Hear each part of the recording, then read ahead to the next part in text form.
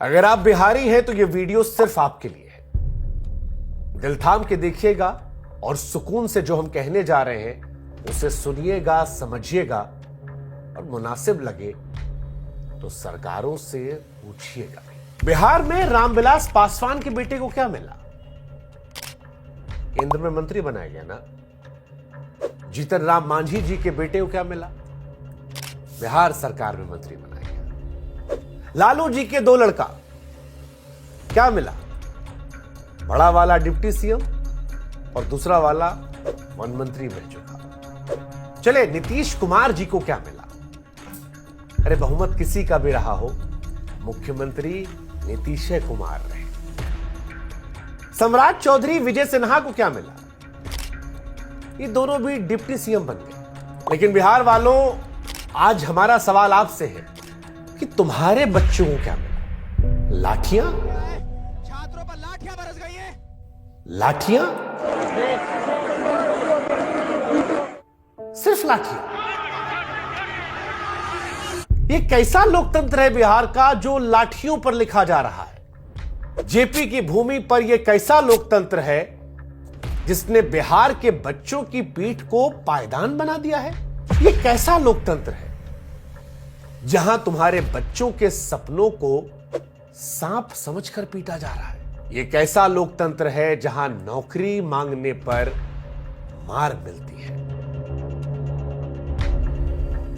यह कैसा लोकतंत्र है जहां पर एक पढ़ा लिखा आदमी सड़क पर जब अपने हक की मांग को लेकर उतरता है तो उसकी पीठ पर लाठी मार मार के धारियां बना दी जाती है?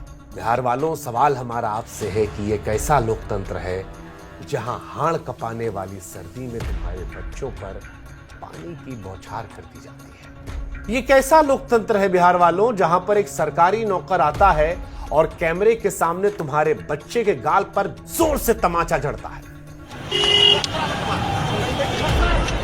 और बाद में बड़ी बेशर्मी से झूठ फैलवाता है उसने कुछ भी नहीं किया? बिहार वालों, जरा सोचना, जात पात में बटे हो लेकिन आज जात पात को इतर रखकर अपने बच्चों का भविष्य देखकर सोचना और सवाल करना अपने आप से, सरकार से कि इन युवाओं ने ऐसी क्या खता की थी जो सर्दी में इन्हें यह सजा दी। दिन रात बिहार का लड़का मेहनत करके, पढ़ाई करके, बिना ये सोचे कि दाना पानी मिलेगा नहीं, तैयारी करता रहा और परिणाम क्या मिला?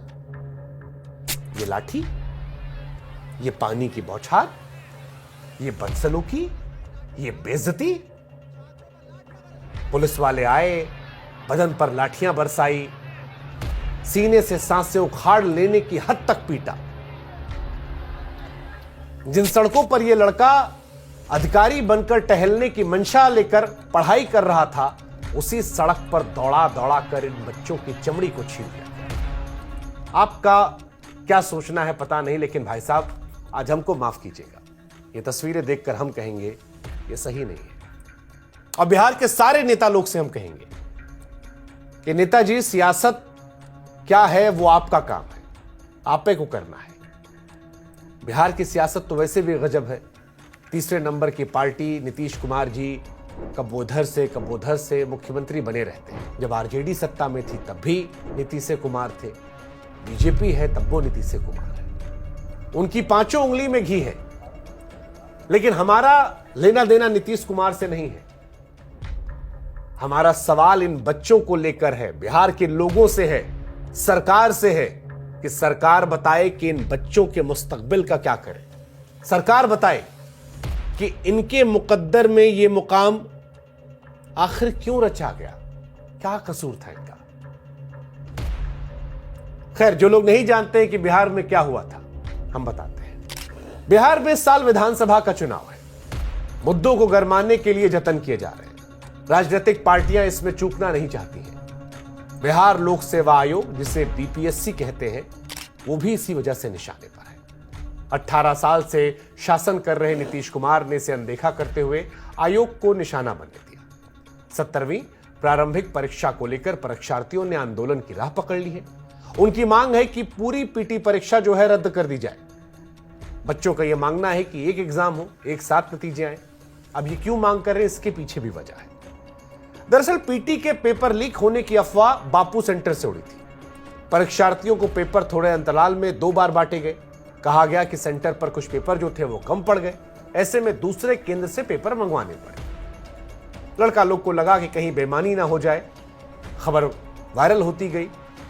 बच्चे अपने भविष्य को लेकर डरे हुए थे और इसी वजह से परीक्षा का बहिष्कार करते हुए हंगामा करने लगे। इसी हंगामे के दौरान पटना के डीएम चंद्रशेखर सिंह ने एक परीक्षार्थी को थप्पड़ जड़ दिया। हंगामे के चलते बापू सेंटर की परीक्षा रद्द हो गई। यहीं से मांग उठी कि पूरी पीटी परीक्षा जो है रद्द कर दी जाए, लेकिन सरकार ये नहीं चाहती थी। अब सवाल यह है कि सरकार छात्रों के मन में जो सवाल है, जो शक है, उसको दूर करना क्यों नहीं चाहती थी। अगर सरकार को लग रहा था कि उनके मन में जो है वो सही है, तो छात्रों को इस कदर भरोसे में क्यों नहीं लिया गया कि आंदोलन बंद हो जाता। और ये पहली बार भी तो था नहीं। लेकिन क्योंकि इस बार 2025 में बिहार में चुनाव है, छात्रों को सड़कों पर देखकर कई राजनीतिक दल थे जिनकी भी लाल टपकने लगी। सरकार बनाने की इच्छा मन में जागने लगी। वो भी आ गए। प्रशांत किशोर का एक नाम सामने आया। नई नई पार्टी बनाकर सियासत में उतरे प्रशांत किशोर भी छात्रों को अपने साथ लाने की कोशिश करने लगे, उनके प्रदर्शन में शामिल हुए। लेकिन पुलिस ने जब लाठी चार्ज किया तो लाठी प्रशांत किशोर की पीठ पर नहीं पड़ी। मार खाने के लिए बिहार का लड़का लोग वहां खड़ा था। पानी की बौछार प्रशांत किशोर पर नहीं पड़ी। पीठ को पायदान प्रशांत किशोर के नहीं बनाया गया।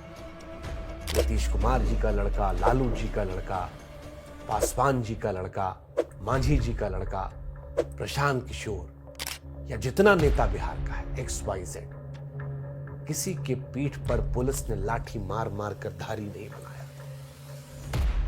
धारी बिहार के लड़का की पीठ पर बनी। और बच्चों जिनकी पीठ पर लाठी की धार बनाई गई, वो पुलिसिया कार्रवाई ये बताती है कि सरकार में बैठे लोगों का पुलिस तंत्र पर नियंत्रण नहीं है। क्योंकि स्थिति ऐसी नहीं थी कि लाठी चलाने की नौबत आती। ये समझने में देर नहीं लगनी चाहिए कि ऐसा करवाया गया। ऐसे लोग तंत्र पर हावी हैं जो इस मुद्दे को तूल देना चाहते थे। सरकार चाहती तो शुरुआत में ही समाधान का इरादा जताकर आंदोलन को भड़कने से रोक सकती थी। जब समस्या सिर पर चढ़ी तब परीक्षार्थियों के प्रतिनिधियों की बात भी हुई थी।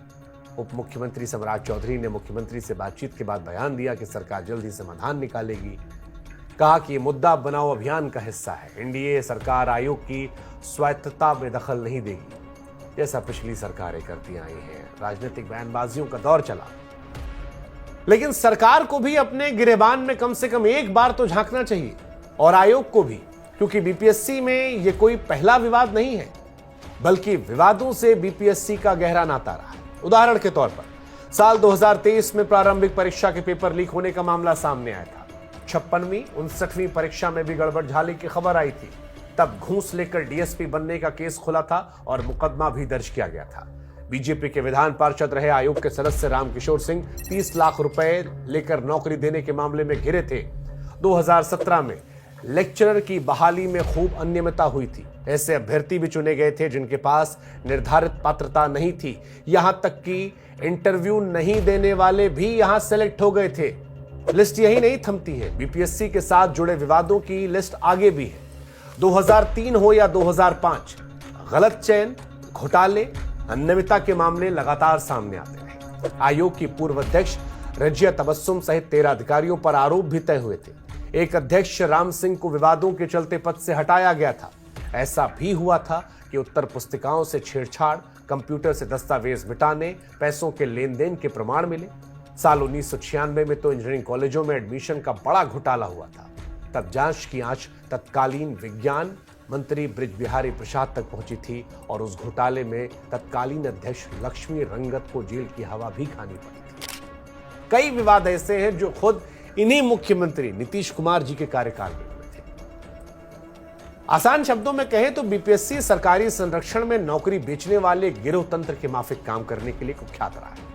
आज भी धरना आयोग प्रदर्शन का अड्डा बना हुआ है और शायद ही कोई बहाली और परीक्षा परिणाम ऐसी रही हो जो बिना विवाद के हुई हो। अब नीतीश कुमार जी भले ही कहते हो कि भैया भ्रष्टाचार पर हमारा 0 टॉलरेंस का नारा है, लेकिन लोक सेवा आयोग की कथाएं नीतीश जी के इस कथन को सीधे सीधे झुठला देती हैं। ताजा विवाद भले ही मुद्दा निर्माण का हो, लेकिन सच ये भी है कि इसे पनपने तो नीतीश सरकार ने दिया है। और इस सियासी रस्साकसी में अगर नुकसान किसी का हुआ है तो वो सिर्फ बिहार के छात्रों का। करियर किसी का मुश्किल में पड़ा है तो सिर्फ बिहार के छात्रों का। भविष्य किसी का दांव पर लगा है तो बिहार के छात्रों का। पीठ पर मार किसी के लगी है तो बिहार के छात्रों की। और जूता खुल गया है, देखिए। इसीलिए आज ये सवाल हम पूछ रहे हैं उन लोगों से जो जिम्मेदार हैं। सवाल हम पूछ रहे हैं अब की बार नीतीश कुमार का नारा देने वाले बिहार के मुख्यमंत्री नीतीश कुमार जी से कि नीतीश कुमार जी, इन छात्रों के मन की जो पीड़ा है, इन छात्रों के मन में जो सवाल है कि आखिर कब मिलेगा इंसाफ सरकार, बता दो जरा नीतीश कुमार। पूछ रहे हैं कि कम से कम एक बार इनसे मिल तो लो सरकार। कब मिलोगे ये बता दो नीतीश कुमार, क्योंकि ये लड़के हैं इंसाफ के हकदार। जरा बता दो इनको इंसाफ कब मिलेगा सरकार। और हां, याद रखिएगा कि सरकारें तो आती जाती रहती हैं। सरकारों को बनाने बिगाड़ने का सारा जिम्मा जो होता है वो नौजवानों पर ही होता है। यूं ही किसी सयाने ने नहीं कह दिया था कि जिस ओर जवानी चलती है उस ओर जमाना चलता है। कहीं ऐसा ना हो कि इस दौर का नौजवान मौजूदा सरकार का जमाना बदल दे। बिहार की जनता, नीतीश कुमार जी, सरकार, सिस्टम से जुड़े लोग, ये कुछ सवाल हैं जो हम पूछ रहे हैं। अच्छा लगेगा तो इस वीडियो को आगे बढ़ाकर इन लोगों से आप भी सवाल पूछ लीजिएगा। जय हिंद, जय भारत।